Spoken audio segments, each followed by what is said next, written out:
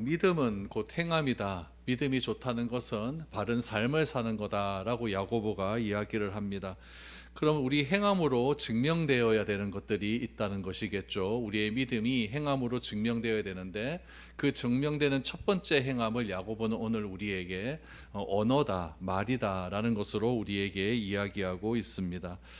언어를 통해서 우리는 나의 생각을 다른 사람들에게 표현할 수가 있겠죠. 나는 이런 생각을 가지고 있다라는 것이 우리의 표정으로도 설명될 수 있지만 주로 설명되는 것은 우리의 말을 통해서 나타낼 수가 있습니다. 그런 의미에서 이 언어라고 하는 것은 사람을 평가하고 사람이 어떤 사람인지를 우리가 드러내는데 굉장히 중요한 수단이라고 말을 할 수가 있습니다. 어쩌면 우리가 이 말을 잘못 사용하는 것, 언어를 잘못 사용하는 것은 가장 쉽게 죄를 범하는 것이다라고 말을 할 수가 있겠죠. 그래서 성경은 이 언어에 대해서 굉장히 부정적인 표현들을 많이 사용합니다.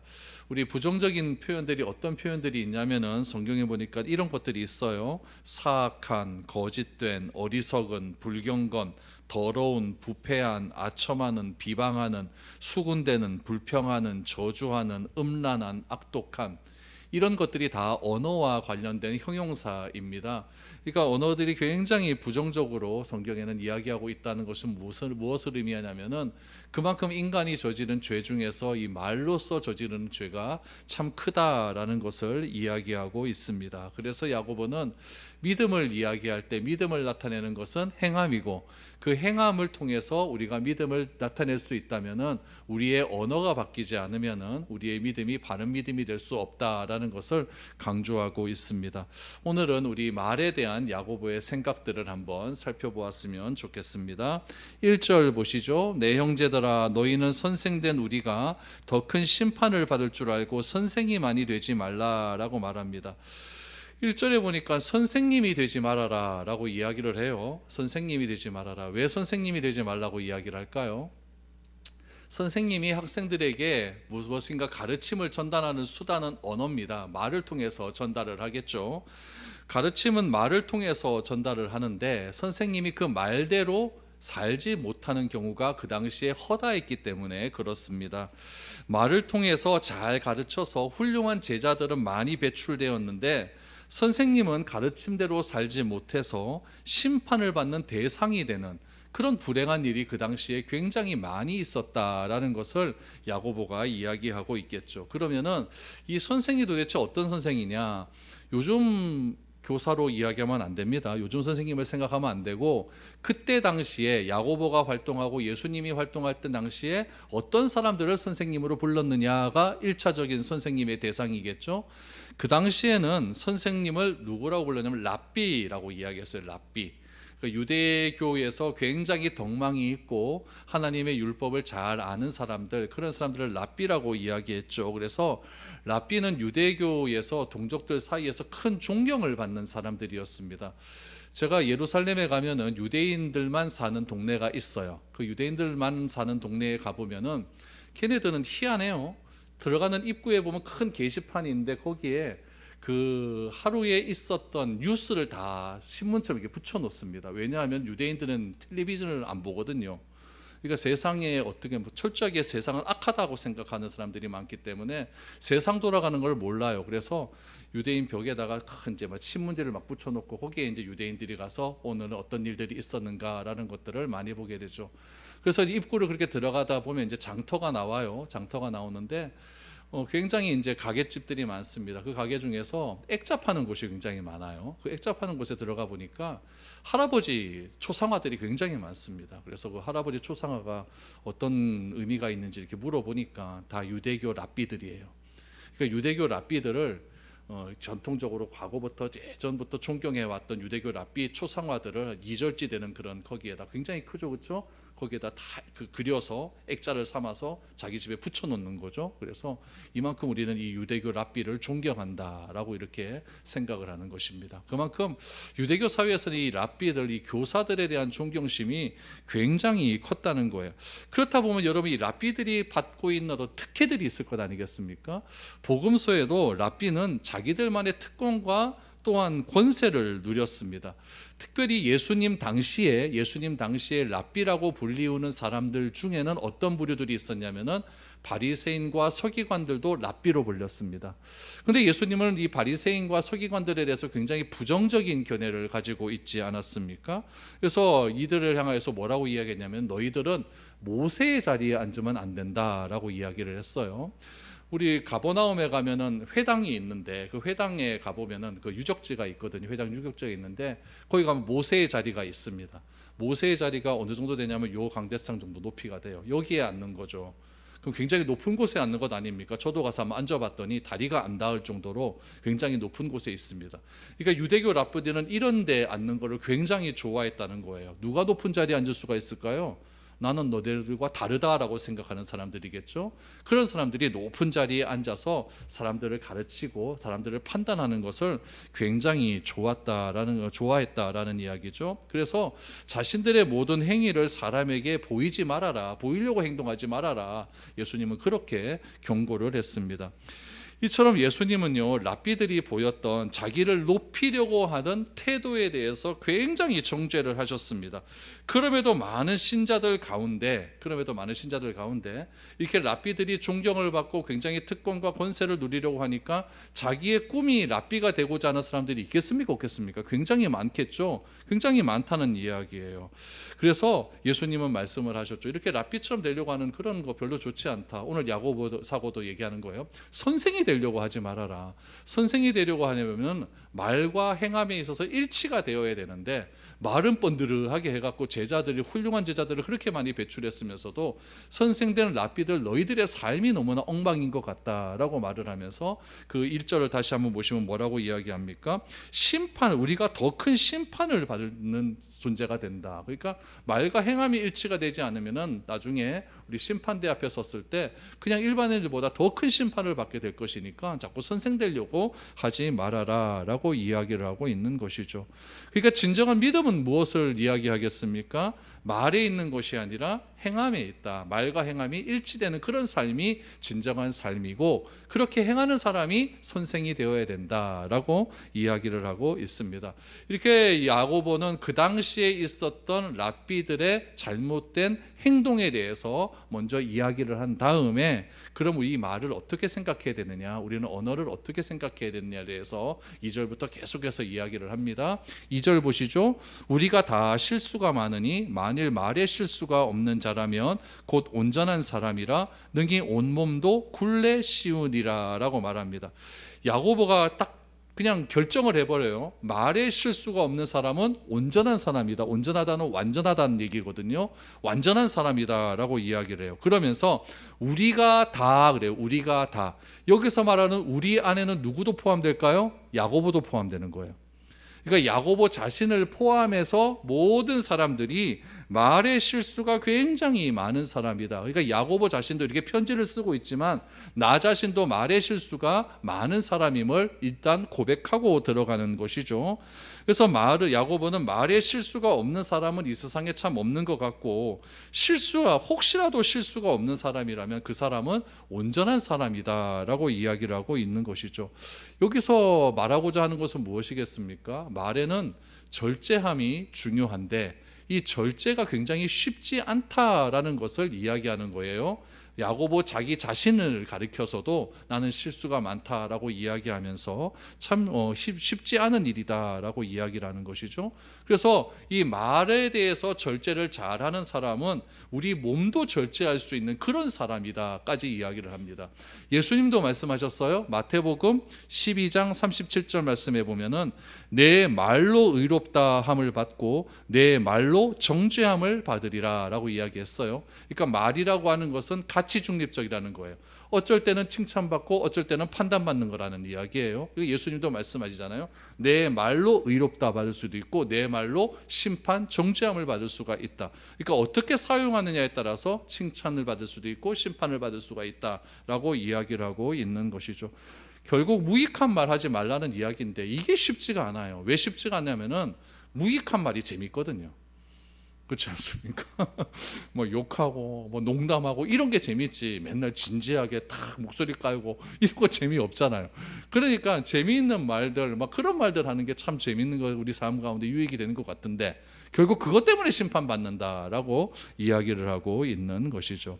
그래서 이 야고보는 이 말의 무익함에 대해서, 말이 얼마나 이게 우리의 인격을 상징하느냐에 대해서 세 가지 예를 들어서 설명을 하고 있습니다. 우리 3절에서 5절 말씀 한번 보시죠. 우리가 말들의 입에 재갈 물리는 것은 우리에게 순종하게 하려고 그 온몸을 제어하는 것이라. 또 배를 보라, 그렇게 크고 광풍에 밀려나가는 것들을 지극히 작은 키로서 사공의 뜻대로 운행하나니 이와 같이 혀도 작은 지체로 돼 큰 것을 자랑하는도다. 보라, 얼마나 작은 불이 얼마나 많은 나무를 태우는가. 야고보는 우리의 삶이 절제되는 방법의 언어다라고 이야기를 해요. 자기 말을 절제할 수 있는 그리스도인은 우리 인생도 절제할 수 있다라고 이야기를 합니다. 제가 작년에 연말에 이제 한 6개월 정도 이렇게 그 운동하러 다녔어요. 운동하러 다녔는데 거기서 이제 그 운동하는 트레이너가 저한테 이야기를 하더라고요. 딱 6개월에 10kg를 뺀다. 딱 그래서 그대로 행하는 사람이 있대요, 진짜. 그런 사람은 뭐든지 한다 그러더라고요. 근데 딱 그렇게 결정을 딱 해놓고 살을 빼는 사람이 있는 반면에 그렇지 못하는 사람들이 천지 대다수라는 이야기죠. 그래서 다이어트를 할 때 진짜 살을 그렇게 자기가 목표한 대로 딱 그렇게 빼는 것이 쉽지가 않잖아요. 하루에 먹고 싶은 게 얼마나 많은데, 그렇죠? 그걸 다 못 먹고 맨날 풀만 먹고 살아야 되는데, 맛없는 닭가슴살만 먹고 그렇게 살아야 되는데 그게 어떻게 쉽겠습니까? 그런데 그런 것들 딱 계획대로 하는 사람은 인생에 뭘 맡겨도 다 할 수 있는 사람이다라고 이렇게 이야기를 하더라고요. 그래서 내가 생각을 했죠. 나는 그래서 안 되나? 잘 안 빠져요, 그렇죠? 이게 말도 똑같다는 이야기죠. 말도 굉장히 어려워요. 말하고 싶어하지 다 듣고 싶어하는 사람이 어디 있겠습니까? 그러니까 말을 절제를 잘하고 바른 말을, 이렇게 올바른 말을 잘하는 사람은 우리의 삶도 절제할 수 있다라는 거예요. 그래서 웃긴 얘기 중에 이런 이야기들이 있어요. 성령님이 제일 하기 힘든 게 우리의 말을 절제하는 거래요. 성령님도. 그래서 성령님에 의해서 우리가 말이 절제된다고 한다면 다른 모든 것들은 일도 아니다라고 이야기를 하는 거죠. 그러니까 성령님도 절제하기 힘든 이 말을 어떻게 할 수가 있느냐, 어떻게 우리가 헤쳐나갈 수가 있느냐, 이 부분에 대해서 이제 세 가지의 비유를 들죠. 첫 번째 비유는 무엇이냐면 말의 재갈입니다. 여기서 말하는 말은 이 말이 아니라 동물의 말입니다. 말의 재갈을 물린다는 이야기예요. 재갈은 이 말을 통제하기 위한 수단이죠, 그렇죠? 입에다 딱 이렇게 물려서 통제하기를 원합니다. 이와 같이 우리의 입에도 재갈을 물려버리면 우리의 몸이 통제되고 우리의 삶도 절제되고 우리의 삶이 더욱더 유익해질 수 있다라고 이야기를 해줘. 여러 해 동안 사람에 의해 길들어진 말도 여러분 이 재갈이 없으면은 그 말을 통제하기가 어려운 거예요. 여기 말이 얼마나 말 잘 듣습니까? 그렇죠? 말이 말을 잘 들어요. 그런데 말을 잘 듣게 할 수 있는 방법이 뭐다? 입에 재갈을 물리는 거다라고 이야기를 하고 있는 거죠. 말이 사람을 태우거나 마차를 끄는 일도 잘하기 위해서는 뭘 물립니까? 재갈을 물린다는 이야기죠. 그래서 이 인간도 하나님께 쓰임 받을 수 있는 그런 사람이 되기 위해서는 이 언어의 절제는 반드시 필요하다라고 이야기를 하고 있죠. 그래서 첫 번째 비유는 말에 재갈을 물리는 것과 같다라고 이야기합니다. 두 번째는 배의 비유예요. 야고보 당시에는 오늘날과 같은 큰 배는 없었습니다. 사도행전에 보면 큰 배가 하나 나와요.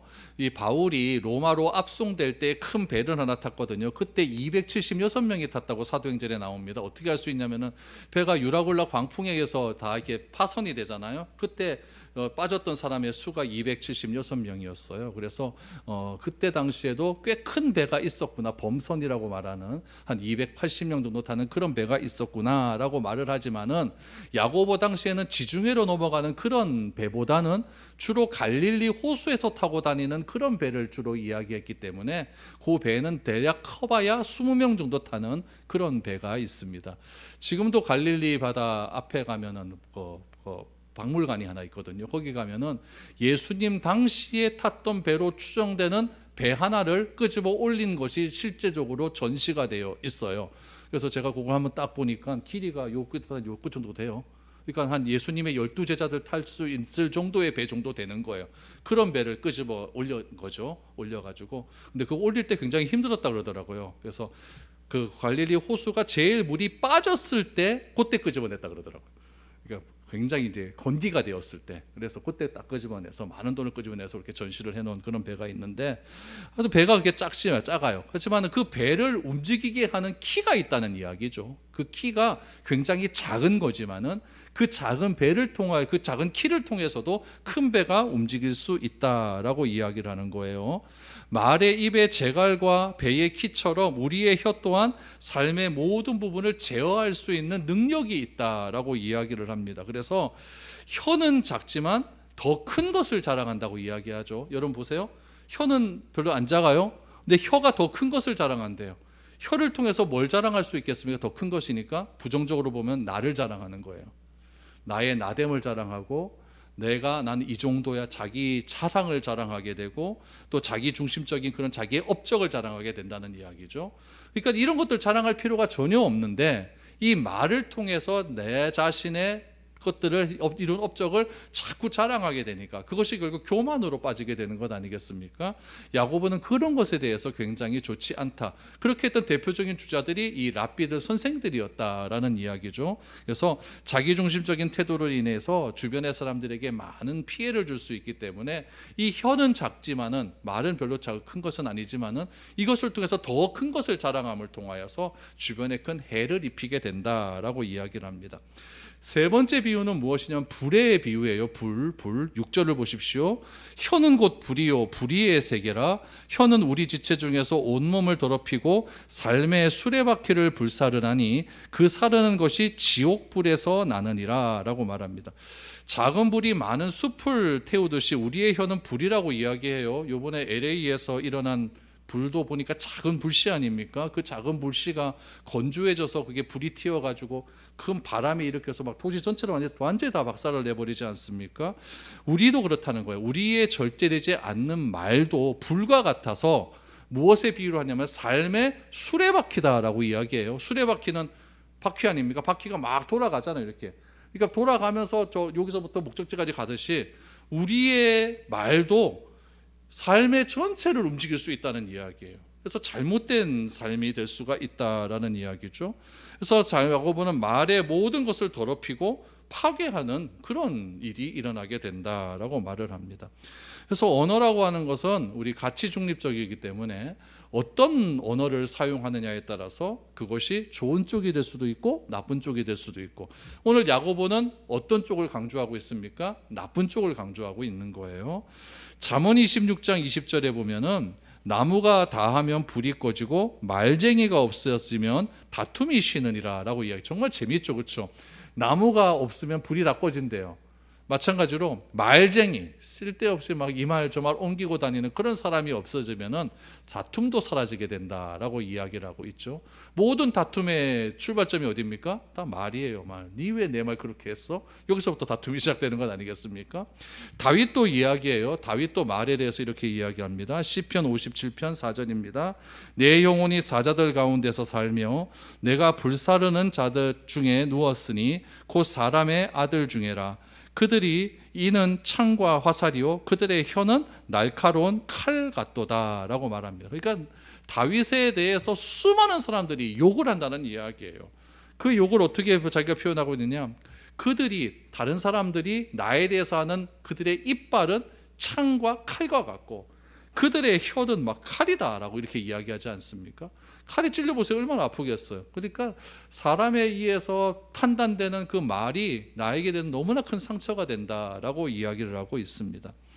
이처럼 야고보가 말한 세 가지의 말에 대한 비유 중에서 이 불의 비유를 사용해서 말의 위험성에 대해서 이야기를 하고 있죠. 야고보는 이 말의 위험성을 불의의 세계다라고까지 이렇게 표현을 하고 있어요. 이것은 우리의 말이 곧 죄악의 출발점이다라고 이야기를 해요. 그래서 악한 말은 우리 자신을 더럽히고 우리의 삶의 경로 전반에 걸쳐서 우리가 대면하는 모든 일에 악한 영향을 끼칠 수밖에 없다라는 점을 강조하고 있죠. 말을 길들이기 어려운 점을 이렇게도 표현을 합니다. 7절에서 10절을 보시죠. 여러 종류의 짐승과 새와 벌레와 바다의 생물은 다 사람이 길들일 수 있고 길들여 왔거니와 혀는 능히 길들일 사람이 없나니 쉬지 아니하는 악이요 죽이는 독이 가득한 곳이라. 이것으로 우리가 주 아버지를 찬송하고 또 이것으로 하나님의 형상대로 지음받은 사람을 저주하나니 한 입에서 찬송과 저주가 나오는도다. 내 형제들아 이것이 마땅하지 아니하니라 라고 말합니다. 제가 얼마 전에 좀 시간이 됐어요. 세상에 이런 일이 보니까 벼룩을 길들여서 벼룩 갖고 먹고 사는 사람이 있더라고요. 벼룩 서커스. 튀어 그러니까 벼룩이 뛰어요 이렇게. 그래서 그거 보여주고 먹고 살아요. 벼룩도 길들일 수가 있는 거예요. 벼룩도 길들일 수가 있는 거죠. 그러니까 말을 길들일 사람이 없다는 이야기예요. 제가 페이스북에다 글을 많이 썼었어요. 그 새벽 기도 하기 전에 5시 좀 안 돼서 와가지고 글을 한 이제 A4 정도 한 면 쓰고 이렇게 새벽 기도 오고 이랬었거든요. 한 3년 정도 거의 안 빼져 먹었을 겁니다. 뭐 한 1년 360번을 썼을 거예요. 거의 다 썼었는데 그걸 쓴 것에 대한 호응이 좋았어요. 애법 호응이 좋았습니다. 그래가지고 정말 신실합니다. 신실하지도 않는데 신실합니다. 이렇게 댓글이 나오면은 그냥 말만 그렇습니다. 이렇게 겸손 떠는 척하고 속으로는 기분도 좋고 뭐 이렇게 해서 뭐 그렇게 했어요. 그래서 뭐 근데 꽤 거기에 호응하는 사람들이 많고 반응한 사람들이 많고 아침에 출근하면서 목사님 글 보면은 하루가 좋아요. 뭐 이런 얼마나 기분 좋습니까, 그렇죠? 그래 참 기분이 좋았어요. 그런데 한나는 거기에 대해서 이제 반대 글이 올라오기 시작하는 겁니다. 저는 제 의견에 찬성하라는 그런 생각은 없습니다. 반대할 수도 있죠. 근데 반대하는 방법이 중요한 것 아니겠습니까? 방법이 중요해요. 반대하는 사람은요, 꼭 어떻게 반대를 하냐면요. 첫 번째, 반말이 기본입니다. 일단 반말로 시작해요. 야 하면서 이렇게 시작을 하죠. 그리고 그들이 하는 반대하는 말들의 대다수는요, 논리적이지가 않아요. 그러니까 왜 그 말에, 내가 하는 말에 나는 반대한다, 이런 근거를 제시하지 않고 그냥 기분이 나쁜 겁니다. 그렇게 이야기해요. 그리고 자기가 쓴 댓글이 있을 거 아닙니까? 그걸 다 복사해서 다른 데 또 다 갖다 붙여놓습니다. 막 붙여버려요. 또한 예전에는 어떤 글 때문에 마음에 들었는데 이제는 실망했다고 막 그렇게 얘기를 하죠. 그래서 이럴 줄 몰랐다, 막 이렇게 이야기를 막 합니다. 저는 인기에 먹고 사는 연예인이 아니거든요. 또 좋아요 누르는 것에 제가 거의 막 넘어가가지고 좋아요 많으면 기분 좋고 안 좋으면 그런 것도 별로 없습니다. 그런데 여러분, 말이 진짜 너무 심합니다. 제일 제가 심하게 들었던 말은 무엇이냐면은, 저보다 한 20년 후배 전도사입니다. 비지도 않아요. 걔가 나한테 쌍욕을 보내왔어요. 진짜 쌍욕을 보내와가지고 제가 막 손이 벌벌벌 떨리더라고요. 그래서 기분 나빠갖고 제가 그 교회 전화하려다 말았습니다. 목사님, 이 전도사 자르십시오. 이렇게 전화하려다 말았어요. 괜히 그 말 저도 그렇게 했다가 그 사람 잘라버리면 그 사람 또 인생 또 끝나는 것 아니겠습니까? 그러니까 굉장히 이게 뭐 아래 위도 없고 뭐 논리도 없고 막 그렇게 말을 막 해버려요. 또 웃긴 게 뭐냐면, 제가 쓰는 글들이 다 뭐 신앙적인 글들 아닙니까? 그러면 절에 다니는 사람이 저에 대해서 평가를 하겠습니까? 교회 다니는 사람이 평가하겠습니까? 다 교회 다니면서 평가하거든요. 그 중에 대다수들은 목사님들입니다. 그러니까 목사님들이 저처럼 이렇게 좋은 말 하십시오, 이렇게 설교해놓고 댓글로는 이제 막 그런 얘기들이 막 나오는 거죠. 그러니까 같은 업종 사람들이 이렇게 비판을 하지 다른 업종 사람들은 비판을 안 합니다. 그러니까 여러분, 이렇게 악한 말들을 자기가 이렇게 보이지 않고 관계가 없고 또 자기가 이렇게 찾아가지 못한다고 해서 그렇게 이렇게 막 하는 것은 굉장히 이건 그리스도인답지 않은 그런 행동들입니다. 여러분, 우리는 어떤 학회단 이런데 학술 대회 이렇게 가도 논리적인 근거를 이렇게 서로 반박하고 그럴 수 있잖아요. 이것저것 이렇게 반박해서 어떤 결론을 얻으면 얼마나 좋습니까? 그런데 우리나라 사람들은 희한하게 뭐냐면, 내가 쓴 논문에 누가 반대를 해버리면 이걸 감정적으로 받아들여요. 그래서 그 사람하고 이제 끝나버립니다. 이런 경우가 한두 번이 아니에요. 그래서 중요한 것은 무엇이냐면은, 이런 말을 할 때도 이렇게 너무 사람의 인격 모독적인 그런 말, 이런 것들을 하면 안 된다는 이야기죠. 그래서 제가 그 전도사님이 저한테 보낸 그 말을 듣고 제가 그 시로부터 페이스북을 끊어버렸습니다. 이런데 감정 소모하기가 싫은 거예요. 그 생각이요, 몇 날 며칠을 갑니다. 몇 날 며칠을 가가지고 막 도저히 막 견딜 수가 없는 이 분노, 이걸 어떻게 하면 좋습니까? 그것 때문에 끊어버렸죠. 여러분, 악한 말을 쏟아내는 분들은 성경에 보니까 하나님의 형상대로 지음을 받은 존재다라고 이야기를 해요. 그 악한 말을 받는 사람도 하나님의 형상대로 지음을 받은 존재입니다. 하나님의 형상대로 지음을 받은 사람이 형상대로 지음을 받은 사람을 향하여 공격을 하는 거예요. 악한 말로 공격을 하는 거죠. 이건 굉장히 잘못된 삶이거든요. 그리스도인의 가장 지향점이 무엇이냐면은 하나님의 형상대로의 회복이에요. 에덴 동산에 있었을 때 아담과 하와의 모습으로 회복되는 것이, 그것이 구원의 삶이고, 그것이 우리가 성화로서의 삶을 살아가는 방법인데, 지향점인데, 그런 것들이 없이 그냥 하나님의 형상대로 지음받은 사람들끼리 그런 식으로 막 싸워버리는 거죠. 다 보지 않습니까? 다 보지 않습니까? 그래서 여러분, 동물은 길들일 수 있지만, 벼룩도 길들여서 밥 먹고 살 수 있지만, 우리의 언어를 길들인다는 것, 그만큼 쉽지 않다라는 것을 알 수가 있죠. 다른 사람을 판단하는 혀로 오늘 야고보는 이야기하죠. 뭐라 한다고 합니까? 하나님을 찬양한다고 이야기를 해요. 다른 사람을 저주하는 그 말로 다른 사람을 위해 기도한다라고 이야기를 합니다. 그리스도인은 절대 이렇게 되어서는 안 된다라고 이야기를 합니다. 그래서 제가 설교를 배울 때 이렇게 배웠어요. 설교는 샘물이 되어야 된다라고 말을 배웠어요. 고인물이 돼버리면 그 물은 썩고 맙니다. 그러나 샘물은 계속 파게 되면 좋은 물이 나오지 않습니까? 그러니까 이 신학도 마찬가지예요. 요즘에는 어떤 신학이 있는 것인가? 내가 옛날에 배웠던 그것만 옳은 것이 아니라 그것이 시대적인 흐름에 따라서 변화될 수가 있는 거지 않습니까? 하나님의 말씀은 변하지 않지만 그거를 바라보는 관점은 바뀔 수가 있는 거예요. 그런 것들을 잘 정리해서 새로운 샘물을 계속 솟아나게 하는 것이 설교자의 바른 태도인 것이고, 여러분들 설교 듣는 사람도 이런 이야기들도 있구나, 옛날에 20년 전, 30년 전, 40년 전에 들었던 그 이야기만 맞는 것이 아니고 요즘에는 또 이렇게 또 생각하는 관점들도 있구나, 이렇게 저렇게 받아들이는 것들이 필요할 것들이 잘 조화가 될 때에 아름다운 그런 신학적인 해석이 나올 수가 있는 것이지, 내가 하는 건 다 맞고 네가 하는 건 틀려, 그래서 넌 안 돼, 이런 식으로 말하는 것은 굉장히 위험한 행동이다라는 것을 말하고 있죠.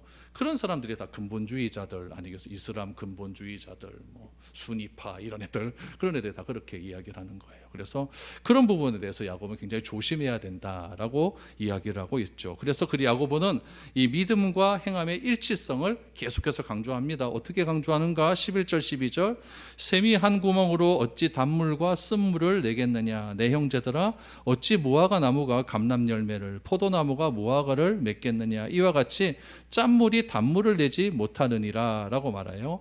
샘에서 한 물에서, 샘이라고 하는 한 물에서 단물과 쓴물이 같이 나오는 법은 없습니다. 단물이 나오면 단물이 나오고 쓴물이 나오면 쓴물이 나오는 거지, 같이 나오는 법은 없다는 이야기예요. 무화과 나무도 무화과 열매가 맺히지 포도나무와 무화과 열매가 같이 맺지는 않는다라는 이야기죠. 짠물과 단물을 내지도 못한다는 이야기죠. 그 미움에 찬 마음에서 사랑의 말이나 행위가 나오는 일, 불의한 마음에서 의로운 말이나 행위가 나오는 일은 절대 있을 수가 없다는 이야기예요. 그래서 결론적으로 예수님은 이렇게 결론을 내리셨어요. 이것에 대해서 마태복음 7장 18절에서 20절입니다. 좋은 나무가 나쁜 열매를 맺을 수 없고 못된 나무가 아름다운 열매를 맺을 수 없느니라. 아름다운 열매를 맺지 아니하는 나무마다 찍혀 불에 던져지느니라. 이러므로 그들의 열매로 그들을 알리라. 정말 중요한 말씀입니다. 그들의 열매로 그들을 알리라. 우리의 말로 나의 자신이 다 드러나게 된다라는 거죠. 그들의 열매로 그들을 알리라. 이 말을 야고보는 어떻게 표현했느냐? 행함이 없는 믿음은 죽은 믿음이다. 이렇게 표현을 한 것이죠. 그래서 우리가 좋은 그리스도인이라고 한다면은, 여러분 중요한 게 이거예요. 좋은 모임 속에서 바른 말씀을 잘 듣고 배워서 그 말씀대로 결단하고 삶을 살아가는 것, 그것이 여러분 좋은 나무가 좋은 열매를 맺을 수 있는 유일한 방법이다라는 이야기예요. 야고보는 당시의 그리스도인들에게 참된 신자라면은 이렇게 될 것이라고 말을 하면서도 참된 신자는 이렇게 되어야 한다라고도 말을 해요. 그러니까 이렇게 되어야 될 것이다라고 하는 것은 참된 신자는 좋은 말을 해야 된다라고 말을 하면서도 뭐라고 이야기하냐면 좋은 말을 해라라고 명령을 해버리는 거죠. 그래서 우리도 마찬가지예요. 우리도 예수님에 의해서 의롭게 되었기 때문에 주님의 뜻을 따라 주님의 능력에 의존하며 마땅히 의롭게 살고 의로운 언어를 사용해야 된다라는 것을 강조하고 있죠. 여러분, 우리는 어떤 말을 사용하고 있는가? 저도 말의 실수가 너무 많아가지고 저도 막 기분 팔아가지고 막 좋아버리면 막 나옵니다. 그래가지고 말의 실수가 너무 많아가지고 이런 말에 대한 설교를 하려고 하면 제 자신이 막 부끄럽습니다. 막 부끄럽는데 이거 설교를 준비하면서 다시 한번 또 결단해야 되죠. 말을 좀 잘 길들여야겠다. 며칠 갈지 모르겠습니다. 잘 길들여야겠다. 이 말이 곧 믿음이라고 하는데 이 말들을 잘 길들여서 우리 주님이 주시는 아름다운 열매를 맺는 그런 삶을 살아야겠다라는 생각이 들었습니다. 여러분들도 이 야고보의 말씀을 잘 기억하면서 올 한 해 우리의 언어가 조금이라도 변화될 수 있는 그런 우리 올 한 해가 되어서 우리 언어가 잘 변화된다는 것은 우리의 몸도 절제가 될 수가 있고 변화될 수 있다라는 것을 이야기합니다. 말만 변화되면 다 변화될 수 있습니다. 말 잘 변화시켜서 아름다운 그리스도인으로서의 삶을 살아가는데 부족함이 없을 수 있는 저와 여러분들이 될 수 있기를 축복드립니다.